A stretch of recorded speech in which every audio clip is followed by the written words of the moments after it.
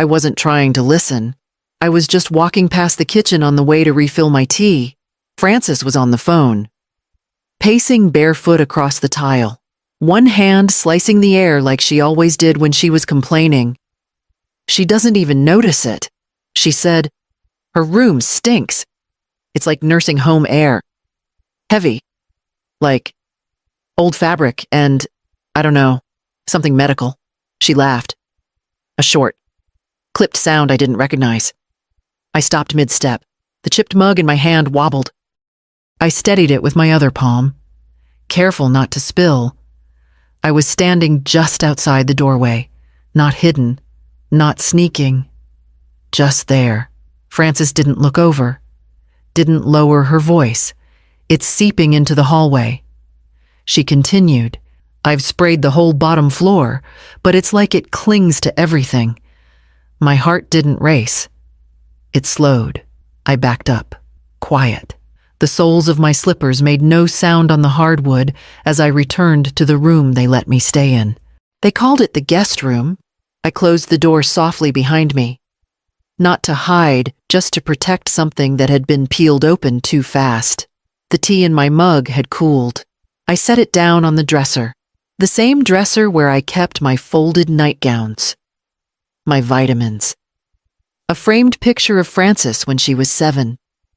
Grinning, no front teeth, I looked at her little face. The face that once begged me to sing one more lullaby. The one who cried when I left for my night shift. The one who ran to me in the mornings with paint-stained fingers and whispered secrets. Now she walks past me without touching my arm. She thanks me for folding laundry like I'm a polite neighbor, not her mother. I picked up the mug again. The crack along the rim had widened slightly. I ran my thumb over it, then sat down in the armchair beside the window. Outside, the roses I planted last spring were starting to fade, dried at the edges, brittle from too much sun. Still there, still trying, just like me. I still keep the pink linen dress in a garment bag, tucked behind winter coats I no longer wear. I'd bought it 5 years ago, retirement gift to myself. A soft collar, delicate pleats, mother-of-pearl buttons down the front.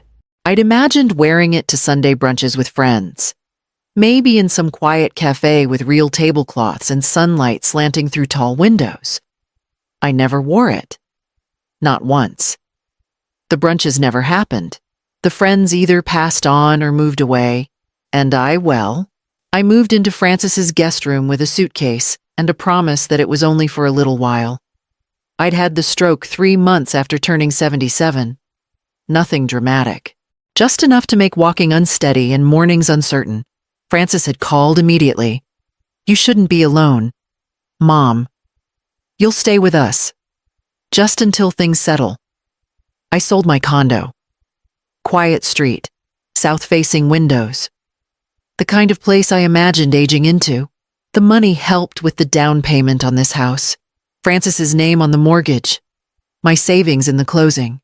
At first, it felt like a shared home. I baked muffins. I watched the twins when Frances had meetings.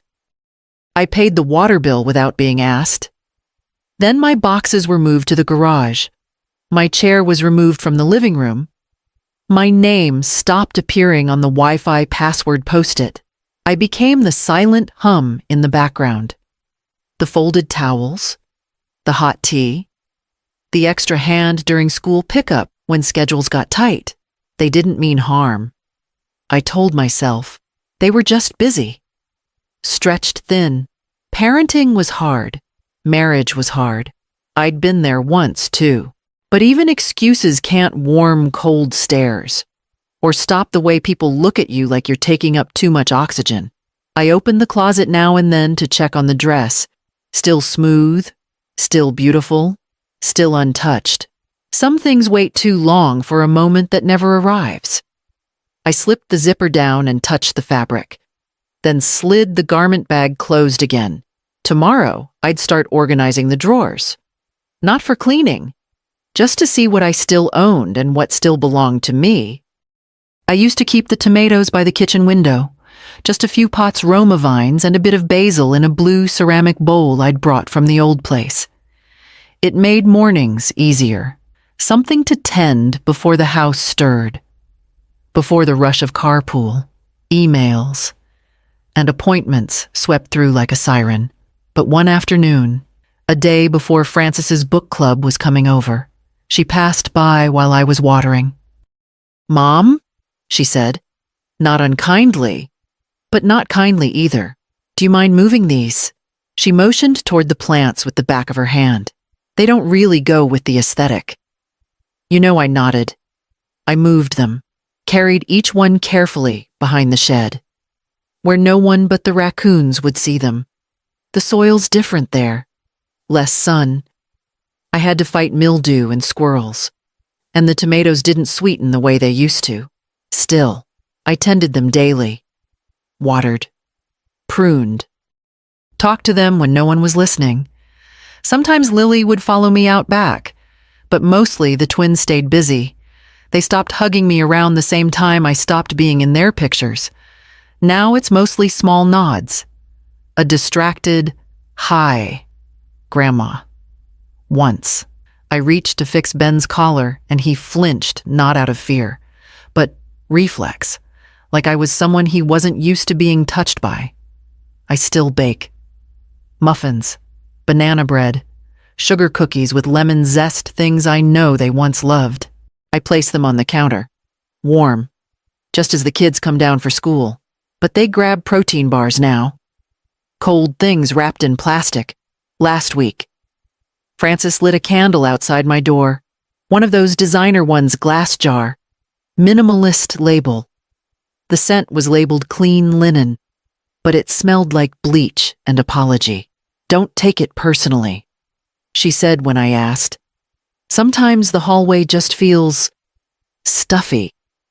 I nodded again. I seem to nod a lot in this house, but I do take it personally. I take it personally when they close the pantry door while I'm reaching for oatmeal, when they rewash the dishes I've already cleaned, when I offer help and get the smile that says no but won't say the word. The tomatoes are dying, I think, but I'll plant them again next spring. Maybe somewhere new. I opened the drawer next to my bed that night and took out the envelope marked title, Whitlow Property. I hadn't looked at it in a year, but it was still in my name, every page. I went into the office for stamps. That was all. Frances had mentioned she kept them in the middle drawer, just under the printer paper. I didn't think twice about opening it, but the folder caught my eye before I found the stamps. It was burgundy, thick, labeled in Frances's handwriting, estate planning. I knew better than to snoop, but something in me, maybe instinct, maybe just exhaustion, told me this wasn't something I should pretend not to see. I pulled it out, sat down at the edge of the desk. The first page was a printout of my life insurance policy. Highlighted, circled, notes in the margins. Expires 2028, verify premium payment, confirm beneficiary designation. The next, a series of brochures, assisted living communities, each one glossy and pastel colored.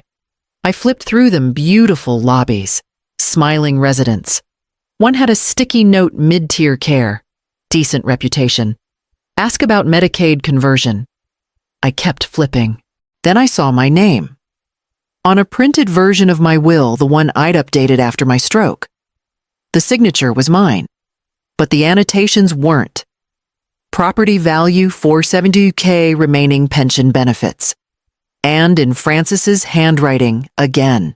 Next to the line about my small savings account, will need access if medical decline accelerates. I sat there for a long time, not angry, just emptied out. I took a breath, stood up, and went to my room. Pulled a manila folder from the bottom of my filing box and labeled it in thick black pen. When they forget I'm still alive. I copied everything. Each brochure, the annotated will, the notes on my insurance. I didn't confront her. There was no point. If she thought planning where I'd be stored next was reasonable, She wouldn't suddenly start asking where I wanted to be. I slipped the folder under my bed, between a box of scarves and a tin of saved birthday cards. Then I picked up the tea mug on my nightstand and walked to the kitchen. I boiled the water, let the steam rise slow and quiet. Then I sat by the window and watched the sun settle across the roof of the house I still legally owned. I'd spent 2 years trying to belong here again, but maybe it wasn't about fitting back in. Maybe it was about learning how to leave right this time. Gracie Morrison used to talk about the co-op all the time, before her cancer came back, before the hospital stays, before she stopped calling altogether. She said it wasn't like those places where you waited to die. It was where people went to live how they wanted, where no one measured your worth by how many chores you could still do or how quietly you stayed out of the way. It sat just off the edge of the parkway, hidden behind tall crepe myrtles and a wooden fence painted pale yellow. There were 10 units, each with a front porch and a garden bed the size of a dining table. The woman at the front desk greeted me like I was expected, even though I hadn't called ahead. Her name was Margot. She wore blue glasses and no makeup and didn't look at me like a number. "You're welcome to walk through the common room," she said. "There's no rush." I saw a table of women in their 70s playing Scrabble. One man reading a paperback on the couch by the fireplace. The scent in the air was lavender. Real lavender. Not a candle pretending. Outside, tomato plants were strung with twine and rosemary grew in planters. A corner shelf held paintbrushes, seed packets, and 3 pairs of gardening gloves. I didn't ask for a brochure. I asked for an application. Margot gave me one and said quietly, "There's one unit that just became available, if you're serious." "I'll hold it for 24 hours. I said yes before I had time to doubt myself. When I got home, I called Mr. Teague, my lawyer since before Frances was born. "Clarine," he said, "I figured I'd hear from you eventually." I told him what I'd seen in Frances's folder, what I planned to do. He didn't sound surprised, only careful. "You still own the house outright. Your name is on every page of the deed. That gives you full legal authority to sell or transfer it." "Good," I said. "Then I'd like to talk to a realtor." He gave me a name, someone discreet, professional. I wrote it down in my checkbook and stared at it for a long time. The next morning, I started in the closet. Not packing yet, just sorting. Shoes I hadn't worn in years, sweaters that still smelled like the cedar chest from my condo. My mother's quilt, a tin of sewing notions I kept even though my fingers no longer worked the way they used to. I labeled the first box kitchen, keep, the second donate, and the third, not for them. I wasn't sure when I'd make the move, but I knew now I could. And that was enough to keep going. By the end of the week, I had 17 boxes lined up under the bed. Frances had a conference in Asheville. The kids had a soccer tournament nearby. They left early Friday morning, all in a rush bags tumbling down the stairs. Cereal bowls left in the sink. Frances shouted for someone to grab the sunscreen.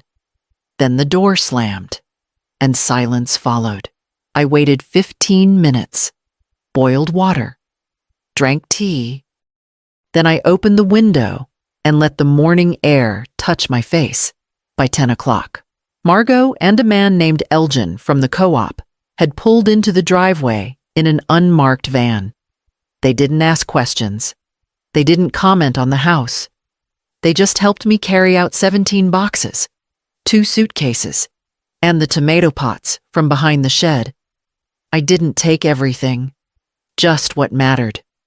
My quilt, the photo of Frances at age 7, the pink linen dress, my Bible, and a shoebox of letters from people who remembered me before I became wallpaper.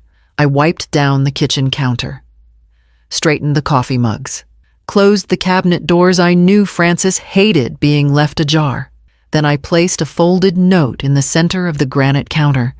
It read, "The house has been sold. You have 30 days to move. Please don't call. I didn't leave a name, just my handwriting.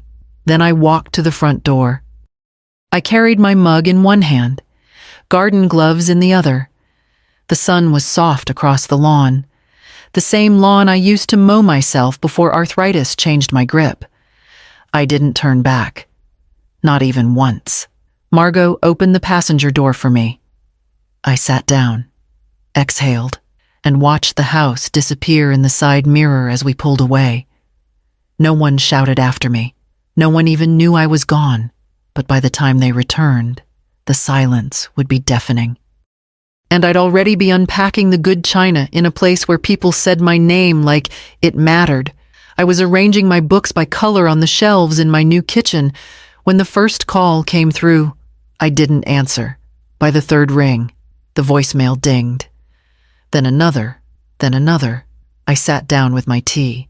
The light poured through the window like it had been waiting for me. Warm. Still. Margot stopped by with lemon scones from the bakery down the road. She didn't ask questions, just smiled and said, "You look lighter today." I didn't say what I'd done. Not yet. Maybe not ever.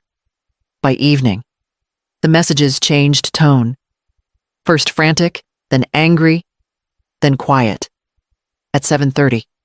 One came through while I was watching a documentary about beekeeping. Francis's voice tight, cracked. "You tricked us." I paused the show, took a sip of tea. I didn't trick anyone. I simply stopped playing the part they'd written for me without my consent. They had counted on my silence, my obedience, my reluctance to make waves. They never imagined I'd walk. They'd measured my value by how little I asked for, how small I made myself to fit inside their lives. But the thing about smallness is it builds pressure. And the thing about pressure is it always finds release. Francis must have found the note on the counter before they even took off their coats. I could picture her standing in the kitchen, rereading my handwriting, her voice rising while the kids hovered in the hallway, unsure who was in trouble. She'd never heard me raise my voice. She'd probably mistaken that for weakness. But strength doesn't always shout. Sometimes it packs 17 boxes, signs one document, and leaves. I turned off the phone, set it in a drawer. Then I peeled open a journal I hadn't written in since Jorge died. On the first page, I wrote day 1. And beneath it, "No one asked me to shrink today. Tomorrow, I'd plant lavender in my window box." The old soil was still clinging to the roots, but the pot was mine, and the sun was enough. The knock was soft. 3 gentle taps, like someone who wasn't sure if they should be standing there at all. I opened the door and there he was, Caleb, backpack slung over one shoulder, eyes down. Sneakers scuffed. Taller than I remembered. I told Mom I had chess club. He said, "I don't. I just wanted to see if you were okay," before I could answer. He stepped forward and wrapped his arms around me. Not the polite hug teenagers give relatives at holidays, but something real, tight, quick, wordless. Inside, he looked around like the place belonged in a dream he hadn't been allowed to have. "It smells like cookies." He said, "It could." I said, "If we make some." He grinned. We stood in the kitchen, elbow to elbow. He cracked the eggs too hard, spilled flour on the floor, ate dough straight from the spoon. I didn't correct a thing. "You were always there," he said once, quietly, while the cookies baked, at every game, at all the school things. I never really noticed. I'm sorry. I didn't need him to say that. But it landed like something soft after months of stone. I poured 2 glasses of milk and slid the warm tray onto the table. We sat and talked about nothing big, his art class, a joke from science, a girl named Jenna who drew wolves in her notebook. He laughed with his whole face, like he hadn't in a while. 2 hours passed before he stood up again. He grabbed a second cookie for the road and slipped it into his hoodie pocket. At the door, He looked back and asked, "Can I come again next week?" "Anytime," I said, "but only if you want to." He nodded, a quiet kind of promise in his eyes, and walked down the path back toward wherever he had to lie next. I closed the door.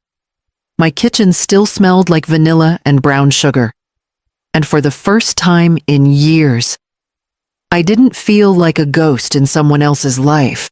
I felt like someone worth visiting. My lavender bloomed early this year. Maybe it was the new soil. Maybe it was the quiet. Every morning, I pulled open the sunroom curtains and sat in the armchair by the window with my tea and a pen. Sometimes I journaled. Sometimes I sketched. Sometimes I just sat. The neighbors waved when they passed by. Margot brought me a basil plant. Harold from 2 doors down lent me a mystery novel with all the plot twists underlined in pencil. At lunch, I sat with people who asked questions and waited for the answers. No one corrected my stories. No one sighed when I took a little too long to finish a thought. One afternoon, I joined a watercolor class in the rec room. I hadn't painted since high school, but my hands remembered more than I expected. My first picture was a lavender stem in a chipped mug. They pinned it on the wall on Thursday. The phone rang. I let it go to voicemail. Then again on Friday. By Saturday, I picked up. Frances's voice was soft, but laced with that old urgency. "I just wanted to say I'm sorry you felt that way. I never meant to make you think you weren't welcome. I was just overwhelmed. You could have talked to me." There was a pause. Then she added, "You didn't have to make it such a statement." I didn't raise my voice. I didn't explain the months I'd spent trying to stay small. I didn't list the candles outside my door, or the brochures about places meant to make me disappear. I simply said, "I am no longer available to be disrespected." Then I set the phone down and stepped outside to check the lavender. It had doubled in size, the color deeper than before. I brushed my fingers gently across the flowers and watched a bee land on the tallest stem without hesitation. The air smelled like something I remembered from childhood, clean and bright and earned. This house wasn't bigger than the last one, but it had windows that let the light in, and not once had I been asked to stay out of sight.